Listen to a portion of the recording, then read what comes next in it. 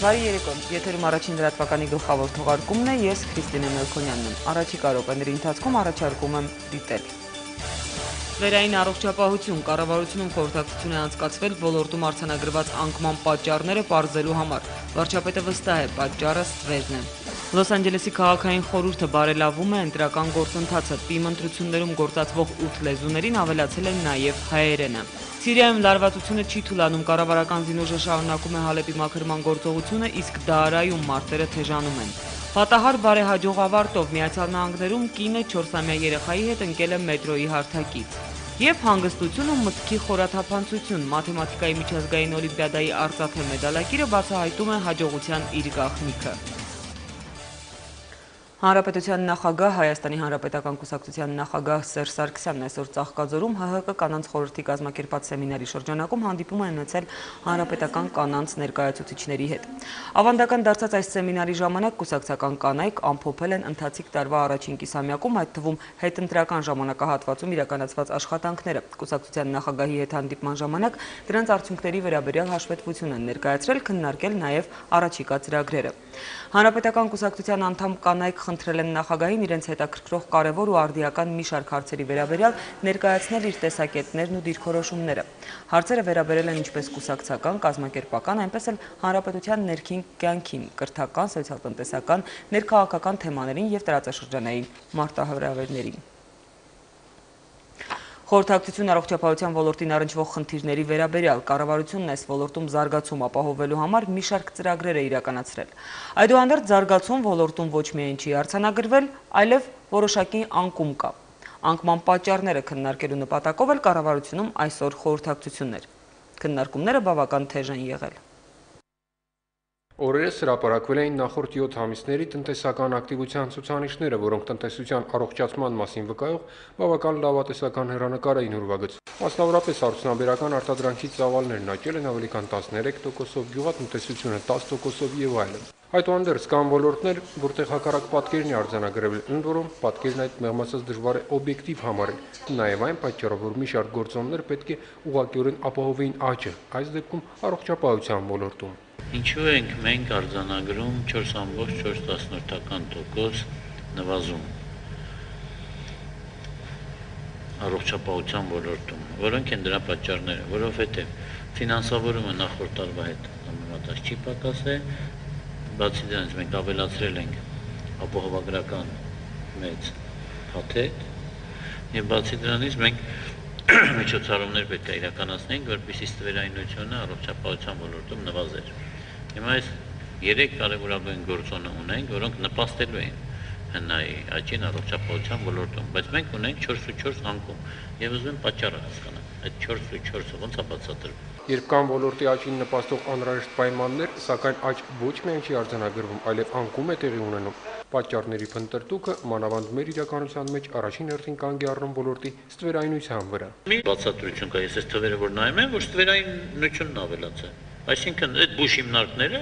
սկսել են իրենց լկտի պահել։ Հաշվետվությունների ճշգրիտ չեն ներկայացնում, թաքցնում են ռեալ ծառայությունների ծավալը, սա է բացատրությունը։ Ուրիշ բացատրություն չկա։ Բյուջեի ֆինանսավորումը ավելացրել ենք, ծառայություններից օգտվողների ծավալը ավելացրել ենք, վճարումը կազմել ենք կանխիկ բյուջեից սոցիալական փաթեթի համար, լեկտիաբար ցույց են տալիս, որ ծառայությունների ծավալը քչացել է։ Դες ո՞ւս կարող է։ Ստվերը մանավանդ առողջապահության ոլորտում բնավել նորություն չէ, բայց արձանագրված թվերը, ըստ որոնց ոլորտում անցած 7 ամիսների ընթացքում անկում է արձանագրվել, վկայությունն է պարզ մի իրողության, որ ոլորտում ոչ միայն հակաստվերային միջոցառումներ կամ չեն իրականացվում կամ էլ շոշափելի արդյունք չեն տալիս, այլև ստվերի ծավալները գնալով միայն խորանում են։ Ստվերայնությունը առողջապահության ոլորտում մեծ ծավալների հասնում։ Ձեր գնահատականները ոչ թե իմ գնահատականներով։ Դուք մեր խորհրդակցությունների ժամանակ գնահատականներ եք հնչեցնում, չէ՞։ 70-80 միլիարդ դրամի ստվերային շրջանառություն կա ոլորտում։ Վարչապետ Տիգրան Սարգսյանն առաջարկում է խիստ վերահսկողության տակ վերցնել խնդիրը, պարզելու համար ոլորտի իրական շրջանառության ծավալներն ու բացահայտելու ստվերը։ Պետական եկամուտների կոմիտեի ղեկավարը տեղյակ է խնդրին եւ ավելին, գիտե, որ որոշ բուժ հիմնարկներում շարունակում է կիրառվել պրակտիկան, երբ բուժ հիմնարկության աշխատակիցների աշխատավարձը ճիշտ է գրվում է, բայց մարդիկ այդ գումարները չեն ստանում։ Տիգրան Սարգսյանը պետեկամուտների կոմիտեի ղեկավարին հանձնարարում է ընտրանքային ստուգումներ սկսել բուժ հիմնարկներում, իսկ առողջապահության նախարարին առավել խիստ միջոցների դիմել, եթե դրանց կարիքը կլինի։ Ֆիքսենք որպես հանձնարարական ձեր վրա, որ մենք սեպտեմբեր ամսվա արդյունքներով ամփոփելու ենք 5 բուժ հիմնարկների ձեր ստուգման արդյունքները եւ ներկայացնենք իրական պատկերը։ Ես ձեզ հորդորում եմ, որ եթե կտեսնեք կամ խոչընդոտներ, անհապաղ կադրային փոփոխություններ կատարեք։ Այն օղակներում, որտեղ տեսնում եք, որ կա սաբոտաժ, որ մարդիկ շահագրգռված չեն օժանդակում դες, անհապաղ կադրային փոփոխություններ, որտեղ այլևս անթույլատրել է այս իրավիճակը։ Ոնց կարելի է, այսքան խոսում ենք, առաջ գնալու փոխարեն հետ ենք նահանջում։ Գևորգ Ալթունյան, առաջին լրատվական։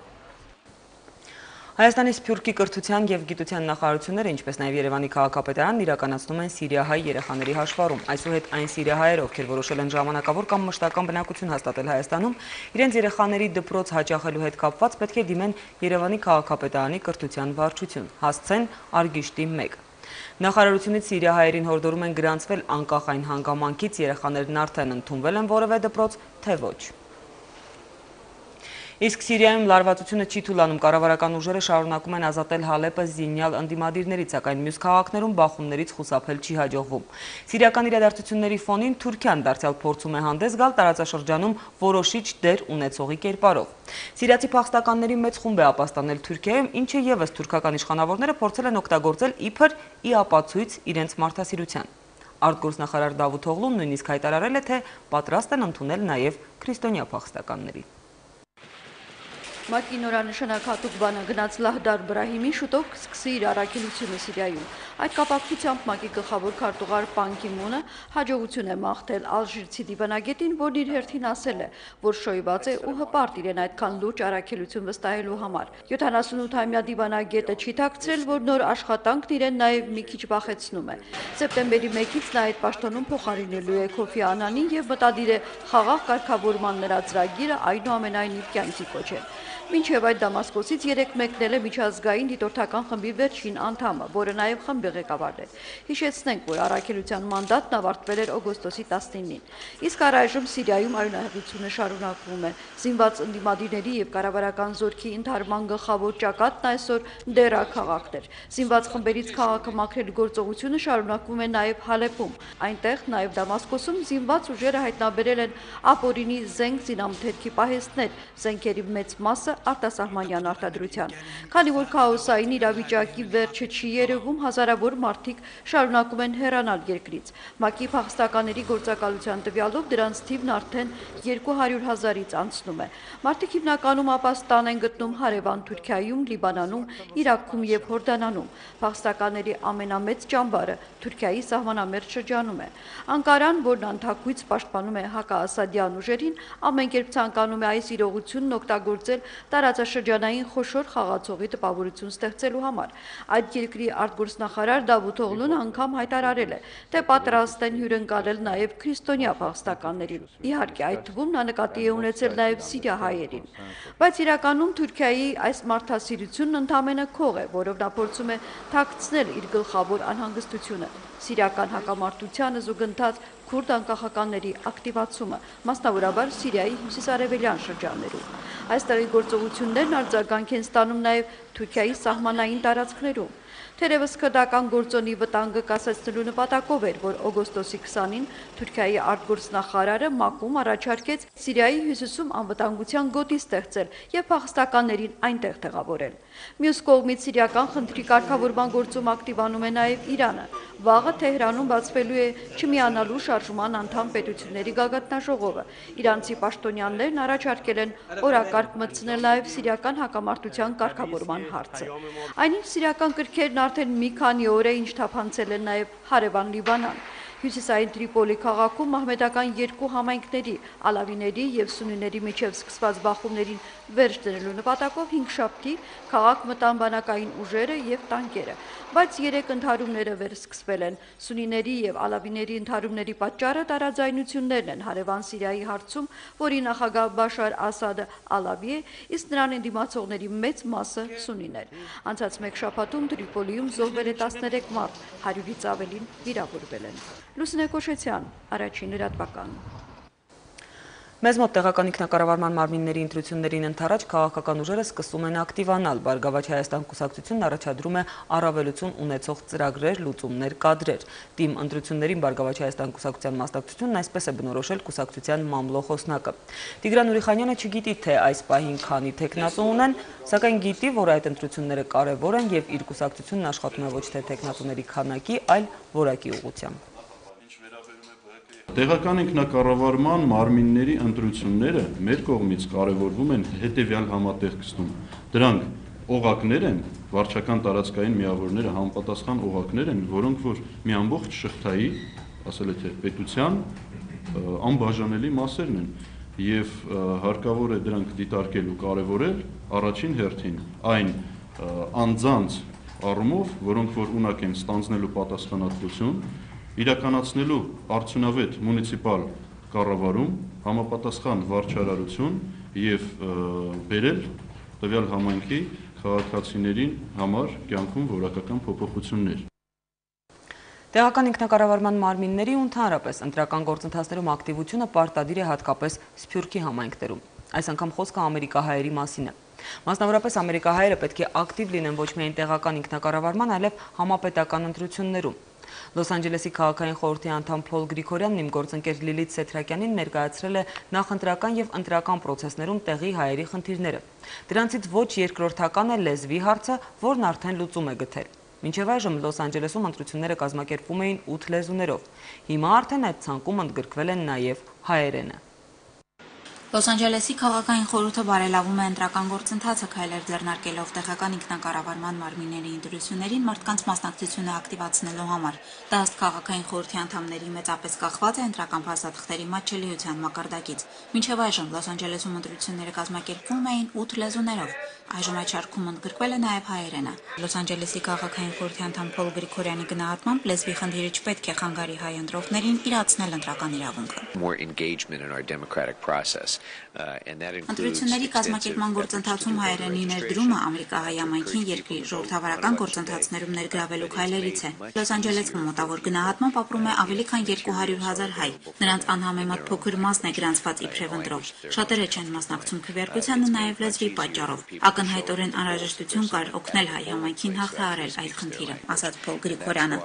Քաղաքային խորհրդի անդամները հաշվի են առել, որ Լոս Անջելեսի բազմազգ բնակիչների շրջանում հայերենը տարածվածությամբ երրորդ օտար լեզուն է, իսպաներենից եւ կորեերենից հետո, մինչդեռ մինչև այժմ չէր կիրառվում հայաբնակ քաղաքի ընտրական փաստաթղթերում։ Ըստ ընտրացուցակների Լոս Անջելեսում արձանագրված է մոտ 31,000 հայ ընտրող, որոնց փոքր մասն է մասնակցում ընտրություններին։ Քաղաքային խորհրդի անդամ Փոլ Գրիգորյանի գնահատմամբ հայ ընտրողների ակտիվությունը զգալիորեն կմեծանա հայերենի ներդրմամբ։ Many of our community immigrated recently. Այն, որ ամերիկահայերի շատերը վերջերս են հաստատվել Միացյալ Նահանգներում, չի նշանակում, թե պակաս իրավունքներ ունեն, քան մյուսները։ Մեր նպատակն է հայ համայնքն ուժեղացնել նաև այս ճանապարհով, եւ սա քայլերից մեկն է։ Պետք է աշխատել այնպես անել, որ ամերիկահայերն ակտիվ լինեն ոչ միայն տեղական ինքնակառավարման, այլև համապետական ընտրություններում։ Քաղաքային խորհրդի անդամ Փոլ Գրիգորյանի գնահատմամբ հայ ընտրողները որպես կանոն ակտիվ են միայն այն ընտրությունների ժամանակ, երբ տեխնացուներից մեկը հայ գործիչ է։ Մինչդեռ ըստ Գրիգորյանի անհրաժեշտ է մասնակից լինել բոլոր քաղաքական գործընթացներին, հայ համայնքի ձայնը բոլոր մակարդակներում լսելի դարձնելու համար։ Լիլիթ Սեթրակյան, Էդուարդ Բատունց, Առաջին լրատվական, Միացյալ Նահանգներ։ Նյու Յորքի ոստիկանությունը հետաքննություն է սկսել Empire State Building-ի մոտ տեղի ունեցած կրակոցների գործով։ 53-ամյա գործազուրկ Ջեֆրի Ջոնսոնը կրակելով սպանել է իր նախկին պետին։ Ողբերգությունը տեղի էր ունեցել ընկերության գրասենյակի մոտ, որտեղ Ջոնսոնն աշխատել է որպես դիզայներ։ Վկաների խոսքով այդ երկուսի միջև անբացատրելի ատելություն է եղել։ Միջադեպի հետևանքով վիրավորվել էր 9 մարդ։ Վերջին ժամերին Նյու Յորքի ոստիկանության ներկայացուցիչը հայտարարել է, որ բոլոր 9 անձինք տուժել են մոլեգնատ գործազուրկին շրջապատած իրավապահների կրակից։ Միացյալ Նահանգներում կինն իր 4-ամյա երեխայի հետ ընկել է մետրոյի հարթակից։ Բոստոնի արվարձանի մետրոյում տեսախցիկներն արձանագրել են, ինչպես է նա դուրս գալիս հարթակ եւ կանգ չառնելով ընկնում է երկաթգծի վրա։ Բարեբախտաբար ոչ մայրը, ոչ երեխան չեն տուժել, այն դեպքում, երբ երկաթգծերը բարձր լարման տակ են եղել։ Տուժածներին օգնության են հասել մետրոյի ուղևորները։ 37-ամյա Մեհրաթ Խակրարն արդեն սթափվելուց հետո պարզաբանել է, որ իրեն թվացել է, թե գնացքը, որը նա պետք է նստեր, կանգնած է եղել իր կողմից, սակայն այն իրականում այլ գծի վրա է գտնվել։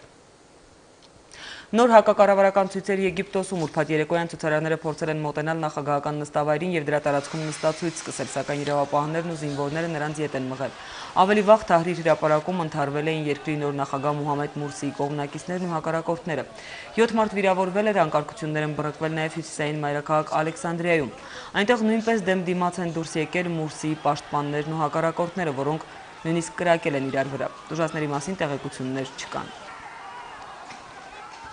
Վենեսուելայում տեղի ունեցած խոշոր տեխնածին աղետի զոհերի թիվը հասել է առնվազն 24-ի, վնասվածքներ են ստացել 53 հոգի։ Այսօր առավոտյան երկրի նավթամշակման ամենամեծ կենտրոններից մեկում որոտացել էր հուժկու պայթյուն։ Պայթյունի պատճառը եղել է գազի արտահոսքը։ Միջադեպի հետևանքով զգալի չափով տուժել են ձեռնարկության ենթակառուցվածքներն ու մերձակատները, որոնց բնակիչները տարհանվել են։ Տեղական իշխանության ներկայացուցիչը տեղեկացրել է, որ իրավիճակը վերահսկելի է եւ հավաստիացրել, որ նոր պայթյունի վտանգ չկա։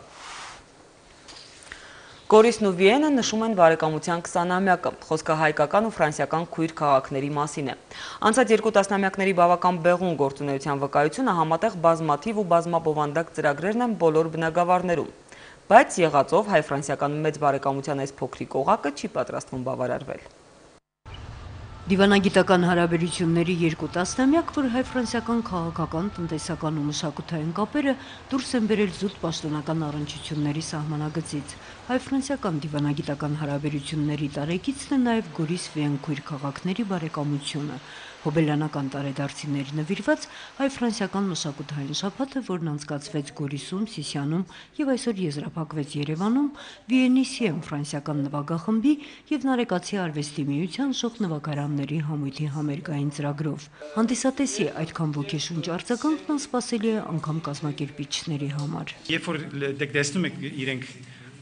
այն հարկանքը, որ ցուցաբերվում է, գիտեք, իրենք սկսում են համերգը մեր քայլերքով։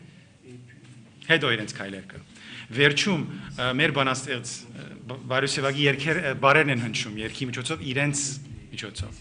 Այսինքն նկարագրելի չէ։ Վիենի Սիեմ նվագախմբի գեղարվեստական ղեկավար Ֆրանսուազ Տեստողնյան անակնկալի է եկել, թե որքան ֆրանսիացի երիտասարդ երաժիշտները բաց են հայկական մշակույթի ու երաժշտության առջև։ Կանադայի, Բելգիայի ու Հունգարիայի համերգային շրջագայություններից հետո հայաստանյան համերգաշարը նոր ու չափազանց հետաքրքիր փորձառություն է համարում խմբի համար։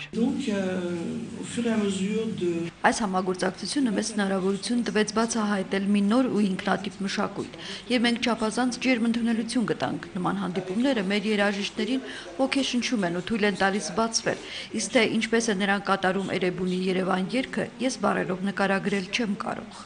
Վիենի հայ մշակույթի տան տնօրեն Պատրիկ Չոբոյանը փաստում է, հայ-ֆրանսիական բարեկամությունը հիմք դարձավ բազմաթիվ երկկողմ ծրագրերի իրականացման համար, աղետյալ Հայաստանին աջակցությունից մինչև վարչական կառույցների մերձեցումը, ու հիմա պահն է նոր եւ ավելի հեռանկարային համագործակցության։ Այս բարեկամության ձիրեն մեջ շատ